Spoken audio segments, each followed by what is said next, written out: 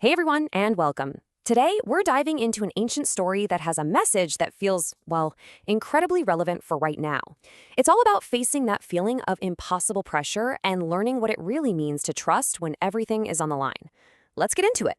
You know that feeling, right? That constant heavy weight on your shoulders to provide, whether it's money, emotional support, or just being there for everyone. It can be completely overwhelming. And that feeling, that exact pressure point, is what we're going to explore today through the incredible story of Abraham. So, that brings us right into our first section, a test of trust. Because, as we're about to see, the real test often doesn't show up in the middle of a loud storm, but in the quiet, the unnerving silence before anything happens at all. You know, it's kind of funny. Our trust isn't really tested when things are going great, is it? It's tested in that silence. Those moments when you're praying, you're working, you're trying so hard, and it feels like you're getting absolutely nothing back. This idea here suggests that silence isn't abandonment. It might actually be a form of protection, a covering while things are getting sorted out behind the scenes for you. And that whole idea of a silent covering is just perfectly laid out in the story of Abraham. So let's join him as he starts this journey toward his greatest test, what we're calling the moment on the mountain. So the story kicks off with a command that is just unimaginable. Abraham is asked to sacrifice his son, Isaac, his long-awaited son, the son he deeply loves, the one who represents the entire promise he was given. I mean, the emotional weight of that is just immense. For 3 straight days, Abraham travels to the mountain.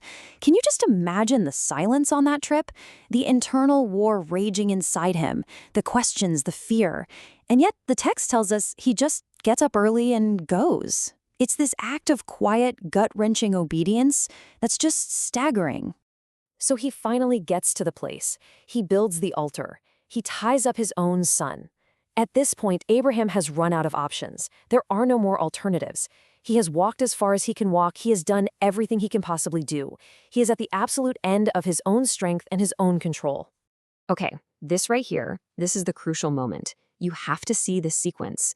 The surrender comes first. Abraham raises the knife, which is this powerful physical symbol of him completely letting go.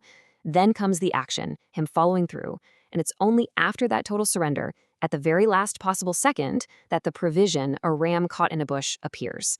The help didn't show up before the test. It showed up at the absolute peak of his trust. So this incredible, tense moment on the mountain, it's so much more than just a last-minute rescue. It's a huge turning point that reveals a deep, profound truth. And it's all wrapped up in a new name, Jehovah Jireh, the reveal. He actually names the physical place to remember what happened. It's not just a mountain anymore, it's a landmark of faith. The Lord will provide. And it becomes this saying, this piece of wisdom passed down for generations. The place of your biggest test will also be the place of your greatest provision. And this is where we get the true, mind-blowing meaning of Jehovah Jireh. It doesn't just mean the Lord will provide, as in sometime in the future. The original language has this idea of seeing beforehand. So it really means the Lord is the one who has already seen your need and already arranged for the provision before you even took the first step up your mountain. The ram was already there, waiting. So how does this ancient story from some dusty mountaintop connect with our lives today, especially when it comes to our families?